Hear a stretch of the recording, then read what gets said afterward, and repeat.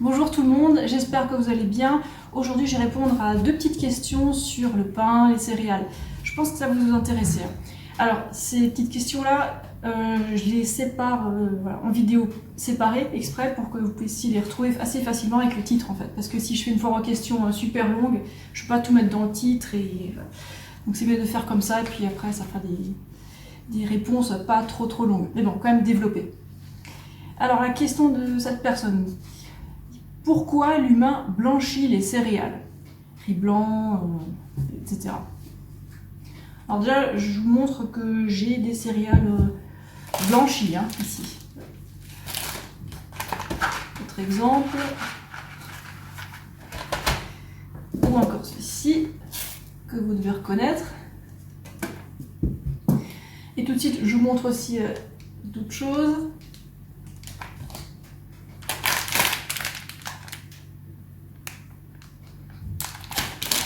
Alors, c'est quoi cette histoire? Est-ce que les céréales, il faut les blanchir ou pas? Pourquoi l'humain le fait depuis si longtemps?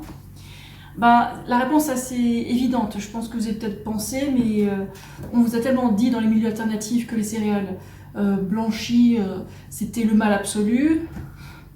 La vérité est un peu éloignée de ça. Comment dire? Rien qu'en fait, le fait de manger des céréales plutôt que de manger du fromage, c'est déjà le jour et la nuit. Donc, je pense que c'est une bonne chose que les céréales blanchies existent. Et alors, qu'est-ce qui se passe si on mange que des céréales blanchies, pas de céréales complètes?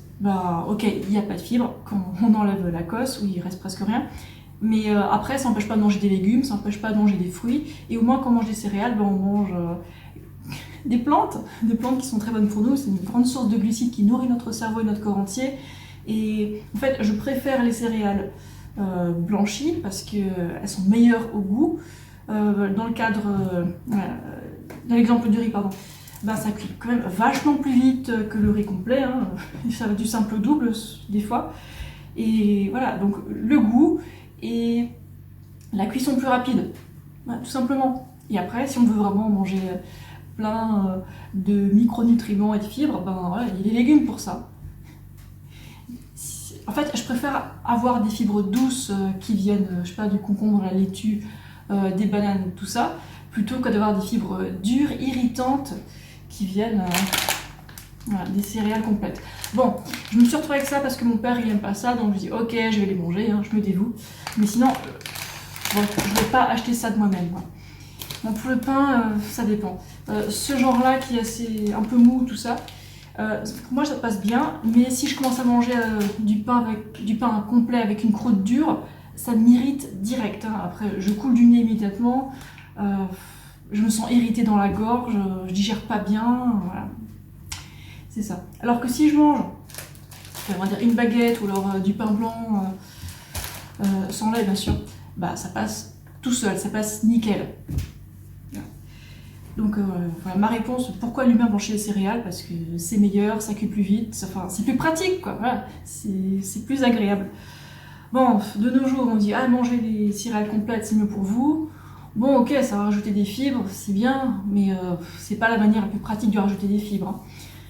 Moi, pour rajouter des fibres, je mange des bananes, des fraises, des dattes, de la laitue, du céleri, du concombre, des carottes cuites, du potiron cuit, voilà, des choses comme ça. Et je trouve ça bien meilleur que de me forcer à manger des céréales complètes. Mais bon, après, si vous supportez bien les céréales complètes, si vous aimez ça, écoutez, faites vos essais, et tant mieux si ça vous réussit. Mais imaginez que tout le monde devrait manger des céréales complètes, c'est pas la solution en fait. Parce que on est des humains, on a une abondance de choix, et si on présente le végétalisme sous forme de céréales complètes et que de trucs un peu punition, forcément ça va pas attirer beaucoup de monde. Et c'est pas utile de manger des céréales complètes.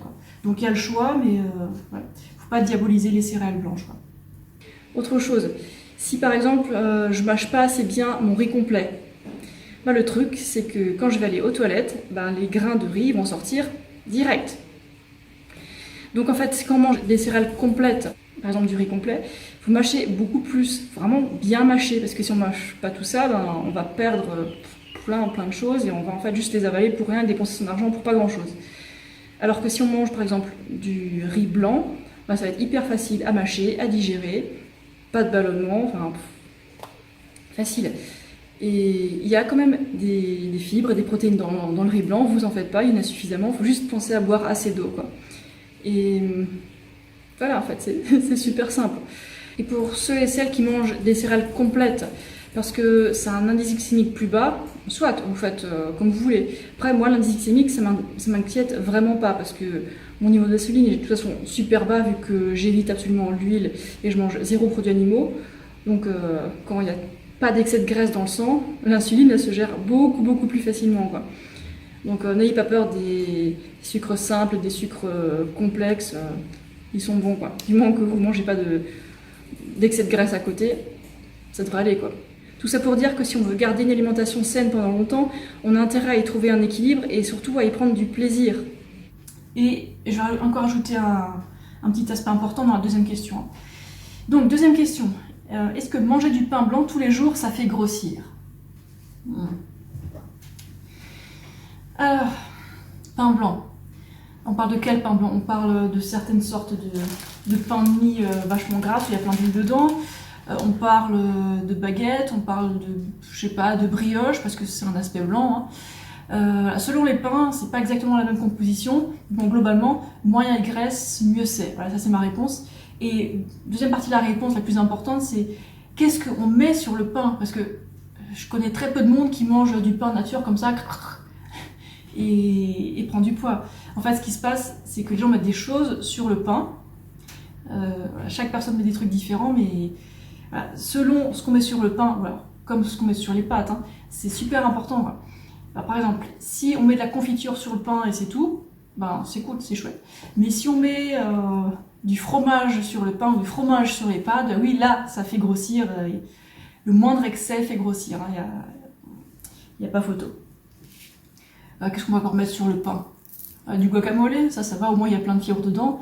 C'est pas comme le fromage qui est plein d'hormones qui font grossir. Hein. Parce qu'en fait, les hormones qu'il y a dans les laitages, c'est fait pour que le veau grandisse super vite. Donc il y a une hormone qui s'appelle le facteur de croissance IGF-1 dans les laitages.